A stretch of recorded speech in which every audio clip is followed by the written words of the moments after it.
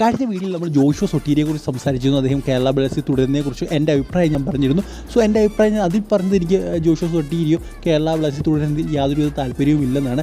പിന്നെ അതിനെക്കുറിച്ച് കുറച്ച് നെഗറ്റീവ് കാര്യങ്ങൾ ഞാൻ പറഞ്ഞിരുന്നു. പക്ഷേ അത് ആർക്കും തന്നെ ഇഷ്ടപ്പെട്ടില്ല. എല്ലാവരും കമൻറ്റ് ബോക്സിൽ പറഞ്ഞത് നീ അവൻ്റെ കളി കണ്ടോ എന്നിട്ടാണോ ഇങ്ങനെയൊക്കെ പറയുന്നതെന്ന്. അദ്ദേഹം ഇഞ്ചറി പറ്റി പുറത്തല്ലായിരുന്നു. അദ്ദേഹം ഒരു കളി പോലും കേരള ബ്ലാസ്റ്റേഴ്സിന് വേണ്ടി കളിച്ചിട്ടില്ല. സോ നമ്മളാരും അദ്ദേഹത്തിൻ്റെ കളി കണ്ടിട്ടില്ല. പിന്നെ എന്തിനാണ് ഇങ്ങനെയൊക്കെ പറയുന്നത് പലരും ചോദിച്ചിരുന്നു. അദ്ദേഹം കേരള ബ്ലാസ്റ്റേഴ്സിന് വേണ്ടിയല്ല ആദ്യമായിട്ട് കളിക്കുന്നത്. അദ്ദേഹം മറ്റേ കുറേ ക്ലബ്ബുകൾക്ക് വേണ്ടി കളിച്ചിട്ടുണ്ട്. പ്രത്യേകിച്ച് എ ലീഗിലൊക്കെ അദ്ദേഹം കളിച്ചിട്ടുണ്ട്. സോ അതിൻ്റെ നല്ല വീഡിയോസ് നമുക്ക് കാണാൻ സാധിക്കും. ആ ഒരു വീഡിയോ കണ്ടിട്ടാണ് ഞാൻ അങ്ങനെ പറഞ്ഞത്. ഒരു ടീമിൽ അത്ര വലിയ ഇമ്പാക്റ്റ് സൃഷ്ടിക്കാൻ പറ്റുന്നൊരു താരമൊന്നുമല്ല ജോഷുവ സൊട്ടീരിയോ എന്ന്. ഞാനൊരു സ്റ്റാറ്റ് കാണിച്ചു തരാം. എന്നിട്ട് നിങ്ങൾ തന്നെ ഇതിനെക്കുറിച്ച് നിങ്ങളുടെ അഭിപ്രായം പറയുക.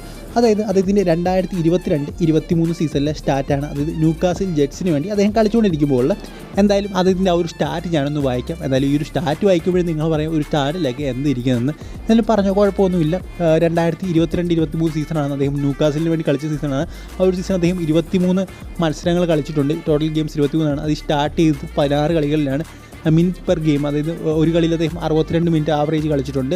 അതിൽ ഗോൾസ് എന്ന് പറയുന്നത് 3 ഗോളാണ്. അതുപോലെ 4 അസിസ്റ്റും അദ്ദേഹം ചെയ്തിട്ടുണ്ട്. ഇനിയും മെയിൻ കാര്യം പറയാം, അതായത് വളരെ ഇമ്പോർട്ടൻ്റ് ആയിട്ടുള്ള കാര്യമാണിത്. മിനിറ്റ് പെർ ഗോൾ, അതായത് അദ്ദേഹം ഗോൾ അടിക്കുന്നത് എത്ര നേരം കൂടുമ്പോഴാണെന്ന്.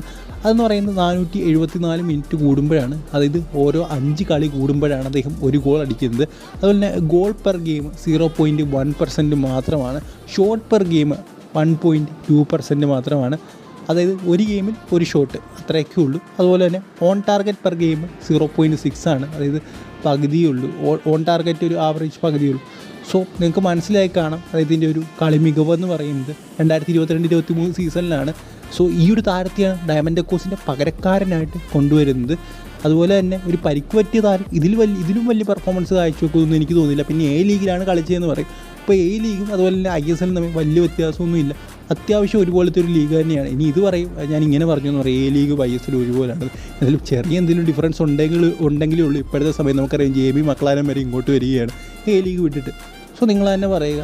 എന്തായാലും അവിടുത്തേനെക്കാട്ടി സാലറി കൊടുത്തിപ്പോൾ ഇവിടുത്തെ ക്ലബ്ബുകൾ പല താരങ്ങളെ എടുക്കുന്നുണ്ട്. എന്തായാലും ഇതാണ് അതിൻ്റെ സ്റ്റാറ്റ്. ഇത് കണ്ടിട്ടാണ് ഞാൻ പറയുന്നത്. ഈ സ്റ്റാറ്റ് മാത്രം കണ്ടിട്ടില്ല, അതിൻ്റെ കളിയും കണ്ടിട്ടാണ് ഞാൻ പറയുന്നത് അതിനൊരു ഡയമണ്ട് എക്കോസിൻ്റെ പകരക്കാരനൊക്കെ ആയിട്ട് കൊണ്ടുവരുന്നത് ശരിയായിട്ടുള്ള കാര്യമാണോ എന്ന്.